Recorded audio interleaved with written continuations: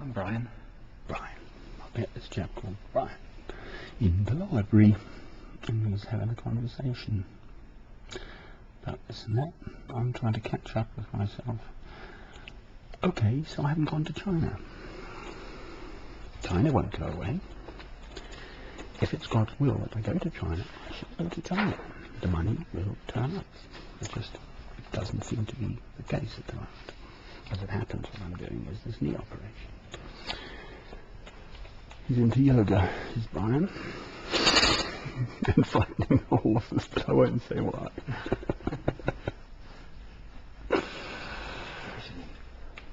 Yeah, well, whatever.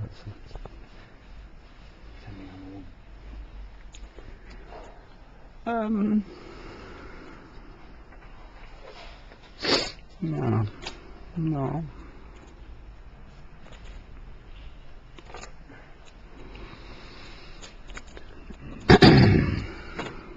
I've been to a lot of the other places. You said, why China, okay? Right. So I'm saying to people that last year sometime, about this time of year, that you've got 10 grand, what are you going to do? So just turning on, so what are you going to do? Here's 10 grand. So the year before I had at least 10 grand, right, when you buy a car.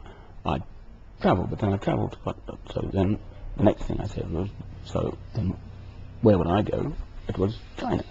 Right. So if I had £10,000 now, right, I'd go to China, right? I'd drop everything here, I'd go to China, right? So that's what's in my spirit.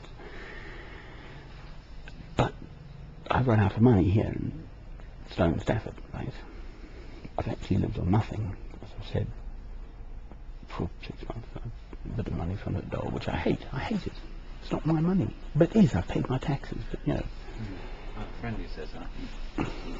Well, they make you, but they sort of make you feel like that. And so I kept blowing up with them down in Stafford, basically. Some little kid of 20-something is quizzing me about what I do or don't do. Well, if I'm pursuing God's will for me as an adult of 53 years old, then my time is precious.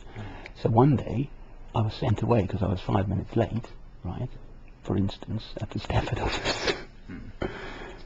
And told to come back at 4, naughty boy, right? But I know about time.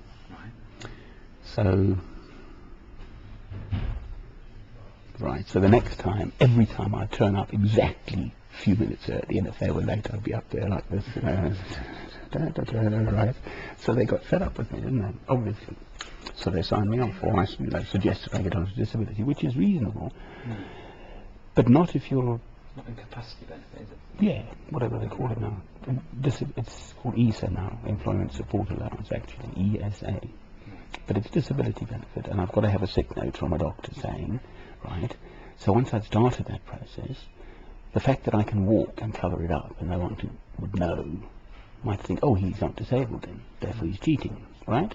This is what the party kicked off this whole operation at the Royal National Orthopaedic. So I go in, get an x-ray down at Stafford a couple of 3 weeks ago. Oh, looks like Gruyere cheese. So the doctor, nice doctor here, Dr. Ansel, as it happens, right, says, oh, well, we better give you a referral. So where would you like to go? So I say Royal National Orthopaedic, because I worked there.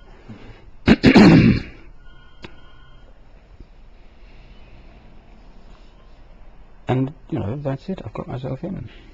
So I'm pretty much, my instinct saying do it. Things can go wrong and my circumstances are, so I've got 6 weeks, 8 weeks, whatever, 10 weeks, 13 I think is a window. I've got to schedule this. I've got to have somewhere to stay. Right, to get out and not die under the recuperation. I won't die under the knife because they're good. Royal National Orthopaedic is good. It can go wrong, but I don't think it will, not with me. I just don't, you've got to trust something, so I don't think it can go wrong. I picked my hospital. I know it's probably one of the best, if not possibly the best, world authority on sort of scoliosis, spine stuff, and tricky orthopedic stuff.